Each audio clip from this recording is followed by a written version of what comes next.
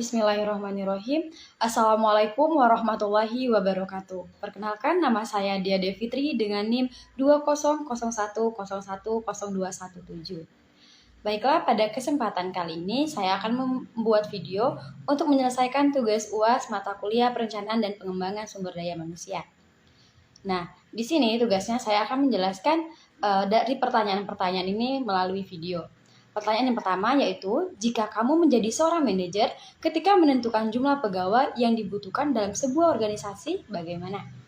Baiklah, di sini ketika saya menjadi seorang manajer, dalam menentukan jumlah karyawan atau pegawai dalam sebuah perusahaan, saya akan menggunakan berbagai macam metode.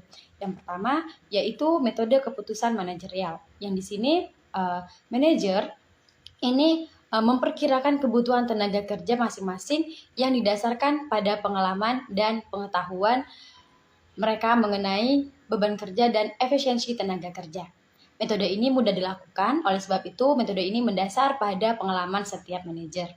Nah, tidak terukur, oleh karena itu metode ini lebih cocok untuk perusahaan berskala kecil.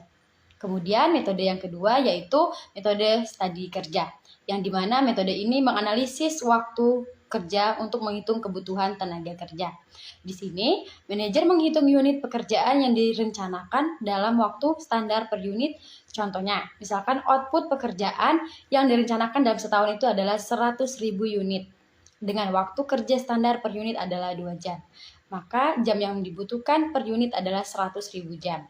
Nah, maka 200.000 jam untuk kerja produktif para pekerja ini setahun adalah 2.000 jam.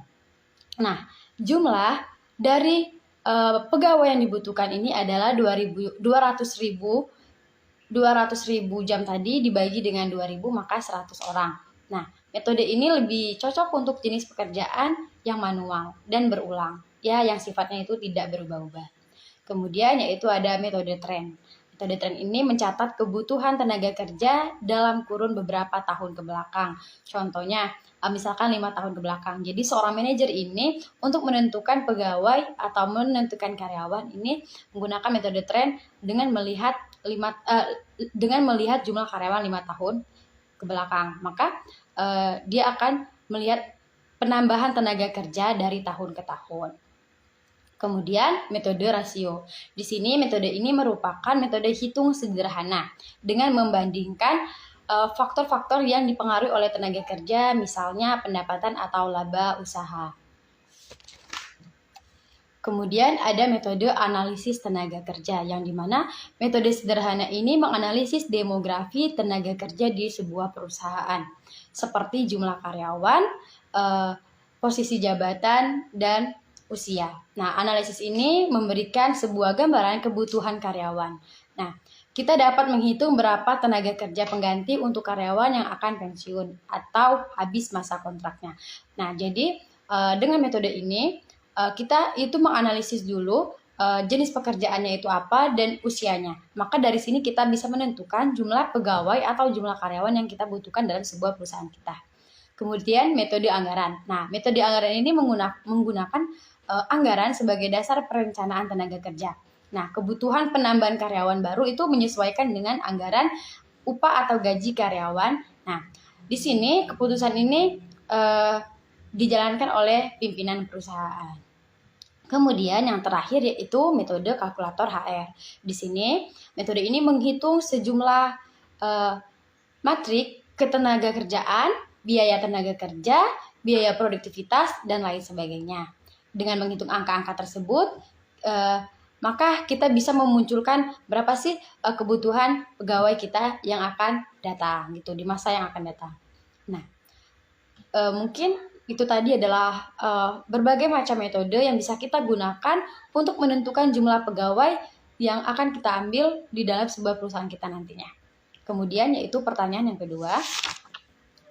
Kenapa peran lingkungan organisasi atau perusahaan harus diperhatikan dalam perencanaan SDM? Peran lingkungan dalam sebuah organisasi atau dalam sebuah perusahaan itu memang sangat penting untuk diperhatikan. Sebab dengan melakukan perencanaan SDM, kita dapat mengetahui seberapa kemampuan kita dalam melakukan suatu hal atau kerja di sebuah organisasi atau perusahaan. Di sini kita juga bisa meminimalisir adanya perpecahan dalam sebuah organisasi tersebut, baik organisasi internal maupun organisasi eksternal. Nah, di sini oleh karena itu jika kita menjalankannya dengan baik, maka hal ini mampu menghasilkan tenaga kerja yang produktivitas, efisien, dan sejalan dengan sasaran bisnis perusahaan atau sebuah organisasi. Kemudian pertanyaan yang ketiga yaitu, sifat apa saja dalam organisasi yang menjadi ciri suatu perencanaan dalam mencapai suatu tujuan organisasi? Di sini ada 3 sifat yaitu afektif, konatif, dan kognitif. Dan saya akan menjelaskan ketiga sifat ini. Yang pertama yaitu sifat afektif. Sifat afektif ini yaitu sifat yang berkaitan dengan sebuah perasaan atau aspek-aspek emosional, penghargaan, nilai, moral, dan lain sebagainya. Contohnya, perasaan suka atau senang ketika kita mengerjakan sesuatu bersama-sama. Ketika kita melaksanakan tugas kita di sebuah perusahaan atau sebuah organisasi dengan perasaan suka dan senang. Karena kita mencintai apa yang kita kerjakan. Kemudian konatif, yaitu sikap yang sudah diwujudkan lebih dahulu. Dan sifat ini tuh merupakan gabungan dari sifat kognitif dan afektif yang terwujud lewat perbuatan. Contohnya, menyatakan pendapat atau tidak ketika kita menyetujui sesuatu. Nah, di sini contohnya yaitu menyatakan pendapat suka atau tidak suka terhadap perubahan jangka panjang bagi organisasi agar lebih baik dan lebih peduli terhadap apa yang terjadi dalam sebuah organisasi. Kemudian yang ketiga yaitu kognitif. Di sini kognitif itu ya sikap yang berkaitan dengan sebuah keyakinan, kesadaran, pengetahuan, proses berpikir, dan semacamnya. Contohnya itu kita mampu untuk menghubungkan, menilai, dan mempertimbangkan suatu peristiwa. Nah, kognitif ini tidak bisa dipisahkan menggunakan kecerdasan seseorang. Mungkin hanya itu yang bisa saya jelaskan, lebih dan kurangnya saya mohon maaf. Saya akhiri, wabillahi taufiq wal hidayah. Wassalamualaikum warahmatullahi wabarakatuh.